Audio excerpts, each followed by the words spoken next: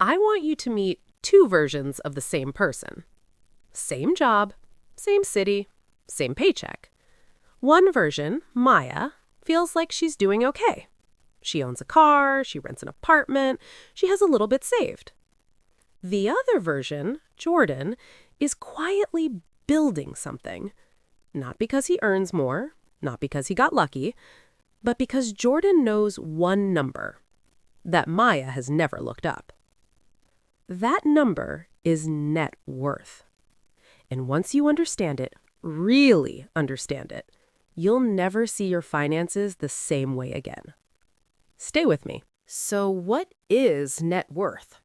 It's simple math, but most people never actually do it. You take everything you own, your home, your car, your savings, your retirement accounts, your investments, everything. Then you subtract everything you owe, your mortgage, your car loan, your credit cards, your student loans. What's left is your net worth. That number is your real financial position, not your salary, not your job title, not your zip code, your net worth. And here's where it gets interesting. The Federal Reserve tracks this data across every American household. They call it the Survey of Consumer Finances. And the numbers are something.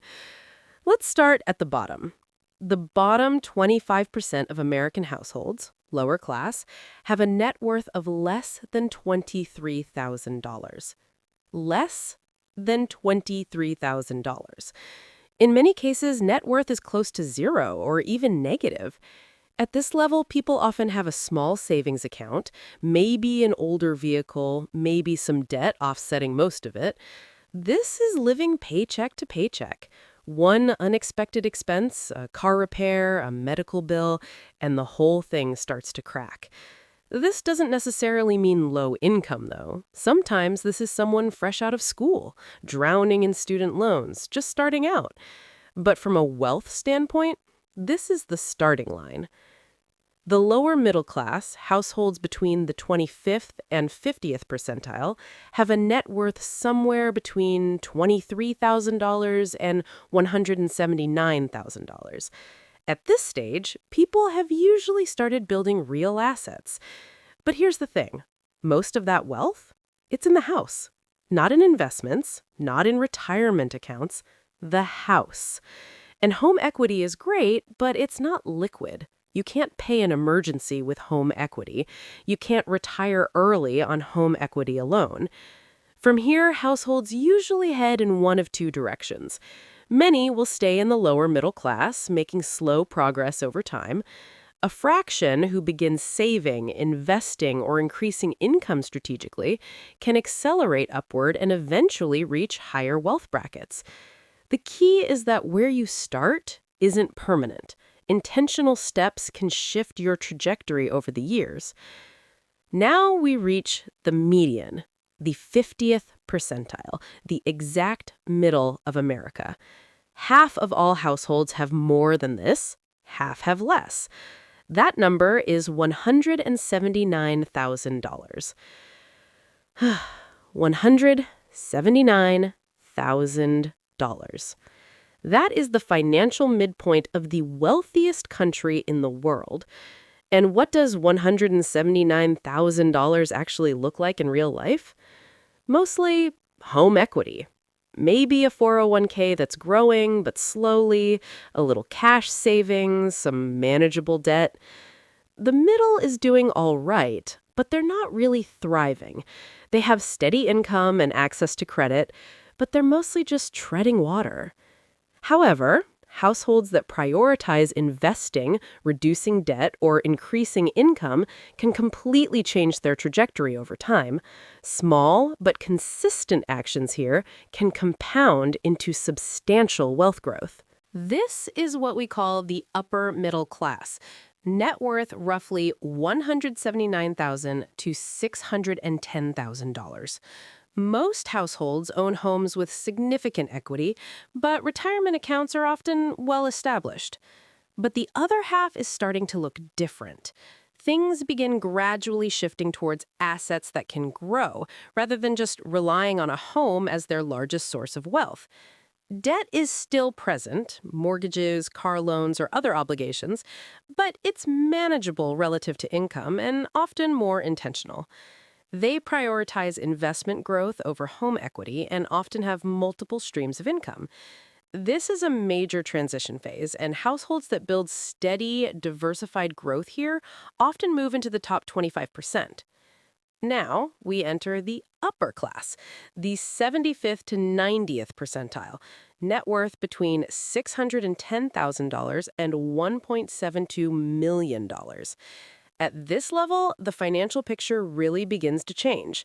Multiple asset types, home equity, retirement accounts, taxable investments, and sometimes business ownership or extra real estate. Investments now make up roughly 75% of net worth. Home equity accounts for the rest. Assets compound, investments grow, and the momentum starts to carry itself. And then, the top 10%. To enter the top 10%, a household needs a net worth of $1.72 million or more. Even within the top 10%, there's a pretty big range. Households near the lower threshold might still be focused on growth, while those closer to the top 1% see wealth compound in ways that are almost unstoppable. At this level, wealth works differently. Stock portfolios, real estate holdings, business assets, these aren't just sitting there. They're generating income, dividends, rental income, interest, business profits. The money is working, so the person doesn't have to. Some households here have reached full financial independence. Others are still working, but they choose to. But keep in mind, all of these numbers don't account for age. Younger households may appear in the lower brackets simply because they're early in their careers or still paying off student loans. The important part is trajectory. Before we wrap up, if this gave you even one thing to think about, hit that like button. It takes 1 second and it genuinely helps more people find this content who need it. And subscribe if you want the next one. Now, let's finish this. Here's the ladder. Under $23,000, lower class. $23,000 to $179,000, lower middle class. $179,000 to $610,000, upper middle class. $610,000 to $1.72 million, upper class. Above $1.72 million, top 10%. The jumps get bigger at every step. The gap between the middle and the top is not small, it is enormous. But here's what the data also shows. Paying down debt moves you up. Building equity moves you up. Investing consistently moves you up. Maya never looked up her number. Jordan did, and then he made a plan. You are not your debt. You are not your account balance.